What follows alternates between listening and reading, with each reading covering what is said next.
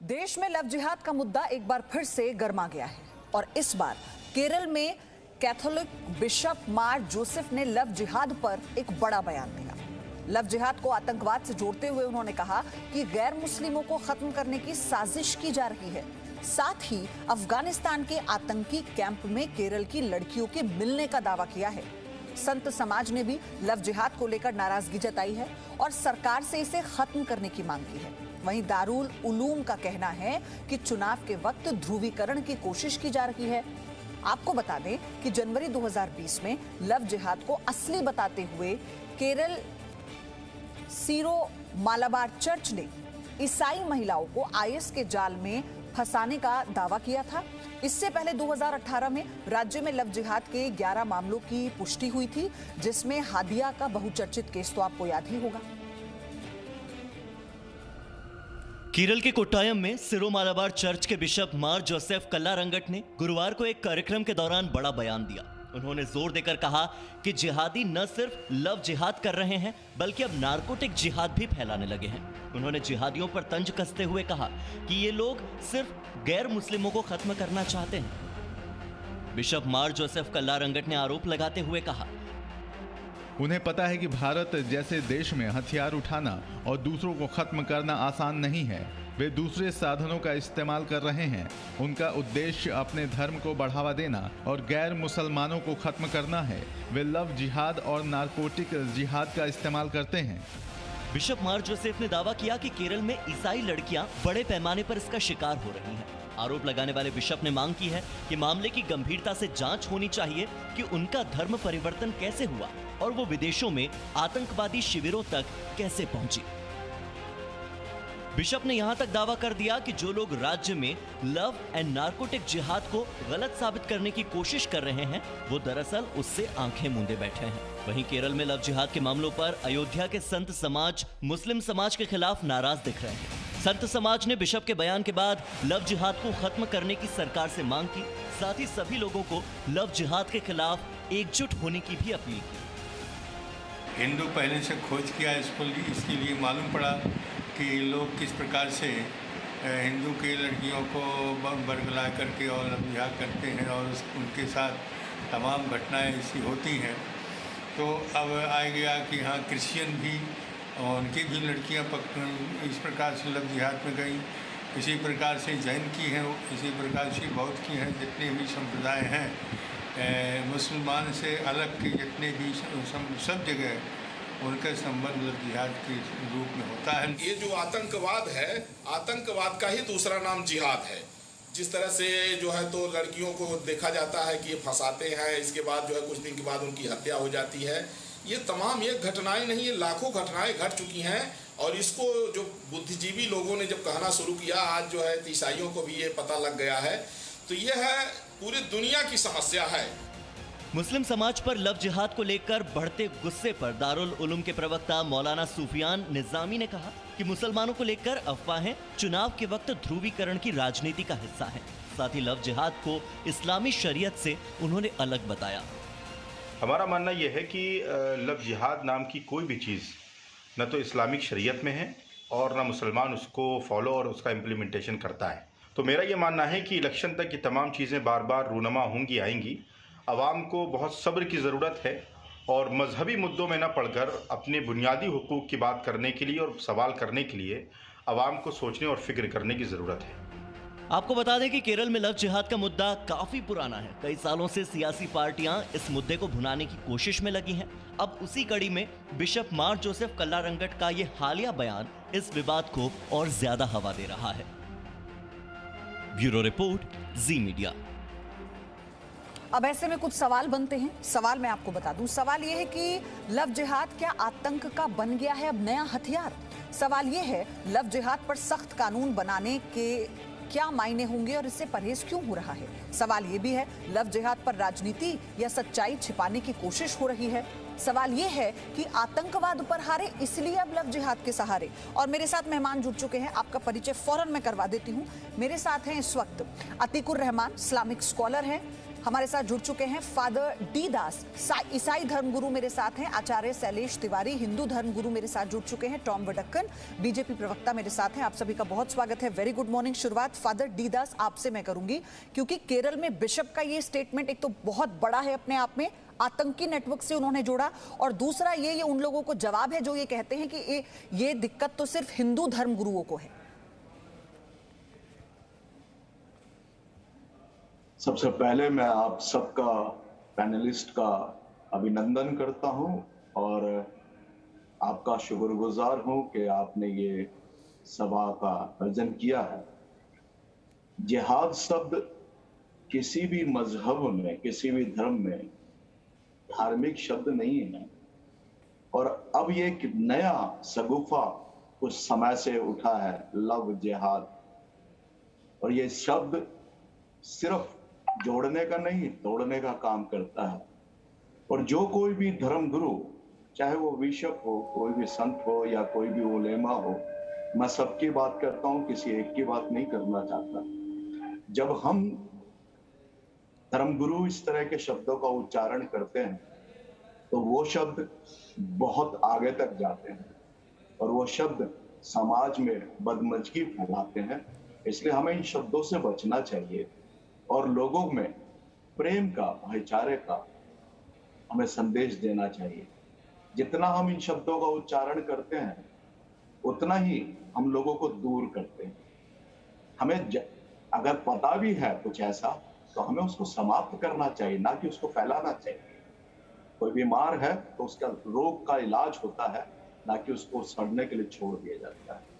अगर bishop Joseph ने कुछ इस तरह के शब्दों का प्रयोग किया है डायसिस में, तो मैं व्यक्तिगत रूप से ये कहना चाहता हूं कि ये उनकी व्यक्तिगत राय हो सकती है, मसीह समाज की राय नहीं है। ये मसीह समाज की ये राय नहीं है कि इस तरह का कोई आचरण होगा, क्योंकि लोग बड़े पढ़े लिखे हैं, समझदार हैं, और हर एक कोई। फादर मेरा ये सवाल है आपसे इसी बीच कि व्यक्तिगत राय तो तब होगी ना कि जब तो व्यक्ति विशेष से जुड़ी हो। अगर वो उनसे जुड़ी होती तो व्यक्तिगत राय होती। ये मामला सामने आया, उसके बाद से केरल में कितने मामले सामने आए हैं। आपको भी याद होगा केरल हाईकोर्ट ने कहा था कि लव जिहाद शब्द ही यहाँ से आया है, केरल से आया है। मैं बिल्कुल आपसे सहमत हूँ। ये शब्द अगर केरल से आया या यूपी से आया या जहां से भी आया, आज इसका उच्चारण बड़े जोर शोर से किया जा रहा है, और इसीलिए आज जहां भी देखिए हर तरह से मुश्किलात और परेशानियों का सामना करना पड़ रहा है। अगर मैं कहता हूं ऊपर के लोग, जिनको हम धर्मगुरु कहते हैं, अगर वही इन शब्दों का उच्चारण करेंगे तो आम नागरिक की क्या अवस्था होगी। लेकिन जिनका धर्म परिवर्तन हो रहा है फादर, वो आम नागरिक ही तो हैं। टॉम वडक्कन, मैं आपके पास आ रही हूँ। अतीकुर रहमान, एक कमेंट पहले आपसे चाहती हूँ। मध्य प्रदेश में धर्म परिवर्तन, उत्तर प्रदेश में धर्म परिवर्तन, राजस्थान में धर्म परिवर्तन, तमिलनाडु में धर्म परिवर्तन, असम में धर्म परिवर्तन, केरल में धर्म परिवर्तन। इस्लाम का विस्तार अब मिशन धर्म परिवर्तन से ही होगा क्या देश में? जी देखिए, फादर दास ने काफी अच्छी बातें कही हैं यहाँ पर पयोधी जी। मुख्य बात यहाँ पर यह है कि अगर इस किस्म की कोई गलत हरकत हो रही है जो कि कहीं से भी हमारे आईपीसी और कॉन्स्टिट्यूशन का वायलेशन हो रहा है, तो क्या हमारा एडमिनिस्ट्रेशन, हमारी पुलिस सक्षम नहीं है इनसे डील करने के लिए? जब इसको हम पॉलिटिक्स से जोड़ते हैं, जब इसको हम वोट बैंक से जोड़ते हैं, जब गली नुक्कड़ पे खड़े हुए हिंदुत्ववादी इसका गैर इस्तेमाल करते हैं, तब जाके ये चीजें तूल पकड़ती हैं और पुलिस भी फेल हो जाती है इन चीजों को पूरी तरह से अरेस्ट करने में, क्योंकि उनके हाथ से मामला निकल के हो जाता है ये पॉलिटिकल। अगर ये सच्चाई है, अगर इस तरह से धोखा हो रहा है मजहब के नाम पर, अगर इस तरह से किसी लोगों को बरगलाया जा रहा है, सोचे समझे। और यहाँ तो नेशनल सिक्योरिटी की बात भी हो रही है।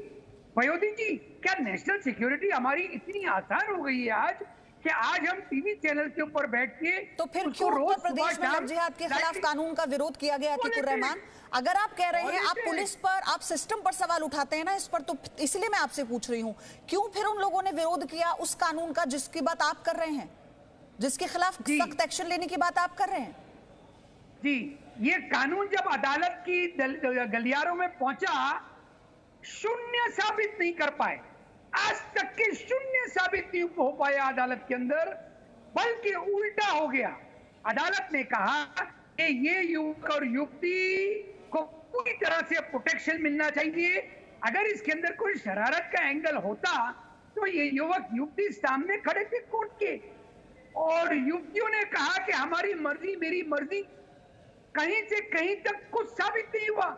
मेरा सिर्फ इतना ही कहना है पयोधी जी, नहीं, कि अगर अतीकुर रहमान, यहाँ आप गलत है। यहाँ मैं आपको इसलिए रोकूंगी, आप पहली बार तो मेरे साथ चर्चा पर बैठ नहीं रहे हैं, तो मैं ये चाहती हूँ आप वो रिपोर्ट्स भी देखिए। जी न्यूज पर बोला है महिलाओं ने, कैसे उन्हें बरगलाया गया, कैसे उनका धर्म परिवर्तन हुआ। ना केवल महिलाओं ने, आपने वो रिपोर्ट देखी ना, उत्तर प्रदेश में लखनऊ से, कानपुर से लेकर लखनऊ तक विकलांग बच्चों तक को नहीं छोड़ा गया। अतीकुर रहमान, आप ये कह रहे हैं कि अदालत में कुछ साबित नहीं हुआ।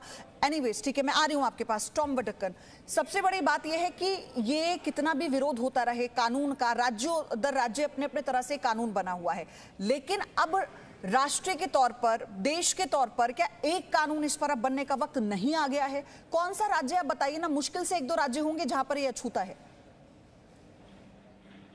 देखिए, मैं हैरान हूं, आपके पैनलिस्ट एक ईसाई पैस्टर बैठकर केरल का विस्तार कर रहे हैं। वो कहते हैं कि वो बीमारी है, उसका इलाज होना चाहिए। जब तक आप बीमारी को आइडेंटिफाई नहीं करते हैं तो बीमारी है कैसा पता। और ये जो बिशप है, ये कोई राजनीतिक रिप्रेजेंटेटिव नहीं है। ये मुस्लिम लीग को भी वोट करते हैं, ये कांग्रेस को भी, लेफ्ट को भी। ये वो लोग हैं जबसे मैक्सिमम न्यूट्रल लोग हैं। 55 केस हैं पिछले साल, प्रूव्ड केसेस, जिसको एनआईए को इंफॉर्मेशन है इसके बारे में। इश्यू कोर्ट केरल के कोर्टों में है। उसके बावजूद 12 विधवा अफगानिस्तान के जेलों में हैं और कोशिश ये है कि उनको वापस लाने के लिए। अभी रेडिकलाइजेशन किस लेवल पर पहुंचा है आप समझ सकते हैं। सरकार सोच रहे हैं कि क्या करना है इस विषय पर। और आप जहां तक कानून की बात करते हैं, हाँ जरूर ये कानून जरूरी है, क्योंकि ये समस्या जब तक हाथ से रोग इतना फैल जाएगा कि आप उसको कंट्रोल करने के लिए कानून नेशनल लेवल पर लाना ही होगा। क्योंकि इस तरीके के हमारे महिलाओं को महफूज रखना है तो कानून जरूर लाना पड़ेगा। और आज की तारीख पर मैंने सुना है केरल में नार्को टेररिज्म के बारे में भी जिक्र हुआ है।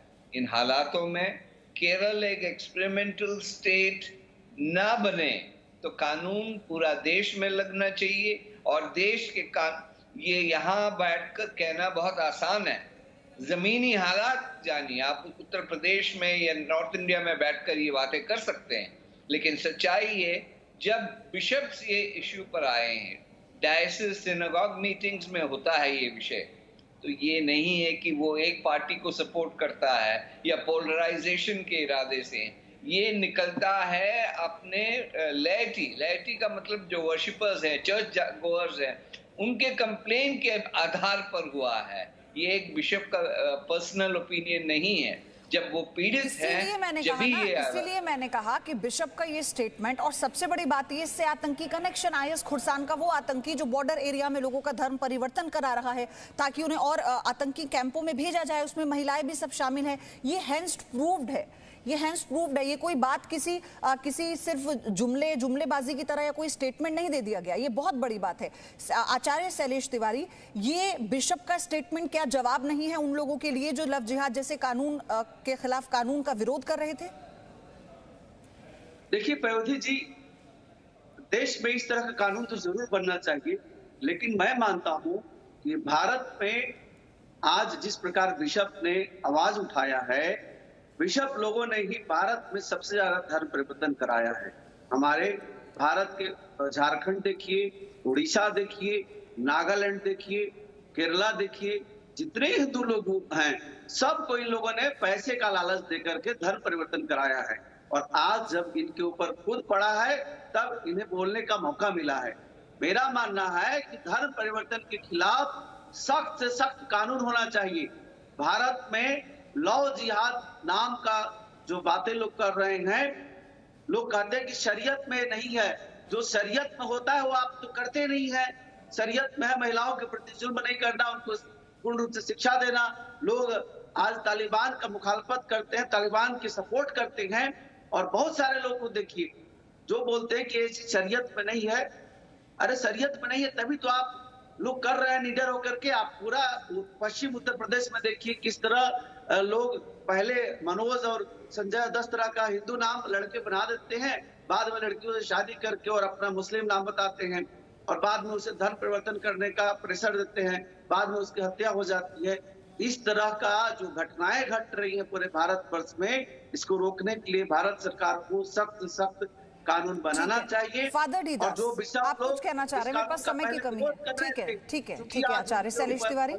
फादर डीदास, आचार्य शैलेश तिवारी जी बुद्धिमान है, धर्मगुरु है, और जब जिस विषय पे बात हो तो बात उसी विषय पर करनी चाहिए। ये धर्मांतरण का विषय नहीं था जिस पे उन्होंने बोला किसने क्या धर्मांतरण किया और कब किया, कैसे हुआ। तिवारी जी को, आचार्य जी को इन बातों का भान होना चाहिए। ऐसा नहीं है कि सिर्फ ईसाई धर्मगुरु धर्म परिवर्तन करते हैं। ये आरोप इनको लगाना छोड़ना होगा, आरोप लगाना छोड़ना होगा कि लालच देकर के। आचार्य शैलेश तिवारी, एक मिनट रुकिए, थमिए सर, रुकिए ना। लालच नहीं है, मैं आपको ये बात बताना चाहता हूँ। अगर आपको ऐसा लगता है, एक मिनट रुकिए। फादर डीदास, मेरा ये सवाल आपसे है, शैलेश तिवारी जी, ऐसे आवाज आपकी नहीं आ रही है, मैं आपके पास आऊंगी तब बोलिएगा, सबको पूरा समय देती हूँ मैं तो। लेकिन फादर डीदास, आप जिस बात का जिक्र कर रहे हैं, तो फिर इस बात को एक्सेप्ट करना भी तो बहुत जरूरी है ना कि जो भी गैर मुस्लिम लोग हैं उन सबके साथ ये हो रहा है। फिर मैंने तो ये सवाल पूछा ही नहीं कि सिर्फ हिंदुओं का धर्म परिवर्तन हो रहा है। मैं मुस्लिम्स को भी अलग नहीं करना चाहता, मैं नहीं चाहता कि वो भी अलग हो। हमारे देश की संप्रभुता है ये, हमारे देश का किसी ने मुस्लिम को अलग नहीं किया, लेकिन धर्म परिवर्तन का मामला क्या है, कैसे आया, ये तो आपको पता होगा ना। इसके गुलदस्ते के फूल है, वही तो हम भी कह रहे हैं। मुस्लिम है, सिख है, ईसाई है, सब धर्म। फादर डीदास, आप अपना स्टैंड मुझे बताइए, आप मुझे अपना स्टैंड बताइए कि धर्म परिवर्तन, धर्मांतरण आपके लिए फिर है क्या? लव जिहाद है, धोखा है। मेरा स्टैंड है, लव जिहाद है, धोखा है, उसके प्रति देश में एक मजबूत कानून बनना चाहिए, और वो किसी एक के लिए नहीं, सबके लिए बनना चाहिए। मेरा स्टैंड ये। टॉम विटकन, 10 सेकेंड लास्ट कॉमेंट। देखिए, विषय सीरियस है, ये टीवी डिबेट्स पर चर्चा करने से हल नहीं निकलता। जमीनी हालात को देखते हुए सरकार को एक्शन लेना होगा, क्योंकि ये नेशनल सिक्योरिटी का इशू बन सकता है, और नेशनल सिक्योरिटी का कंसर्न हिंदू, मुसलमान, सिख, ईसाई सबको इफेक्ट होने वाला चीज़ है। तो ये नेशनल सिक्योरिटी तक पहुँचे उससे पहले ही ऐसा कानून बने कि हमारे महिलाएं महफूज रहें, और एक सिस्टम आए जिससे हम इन चीज़ों को रोक सकते हैं।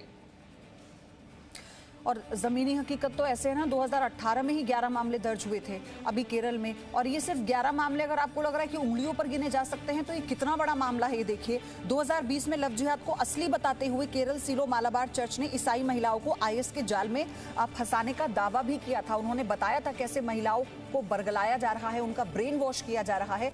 तो ये सारे डेटा, ये फैक्ट्स हैं। और सबसे बड़ी बात यह है कि मुख्यमंत्री योगी आदित्यनाथ ने जब ये कानून बनाया उत्तर प्रदेश में, तो केरल कोर्ट के उसी स्टेटमेंट का हवाला दिया कि कोर्ट ने खुद कहा है कि लव जिहाद शब्द तो यहां से आया है। इसी को आधार बनाकर इस कानून को लाया गया, कानून का विरोध हुआ। लेकिन आज आप देखिए कि राष्ट्रीय स्तर पर मांग चारों गेस्ट बैठकर कर रहे हैं, चाहे किसी भी धर्म से हो, किसी भी समुदाय से हो।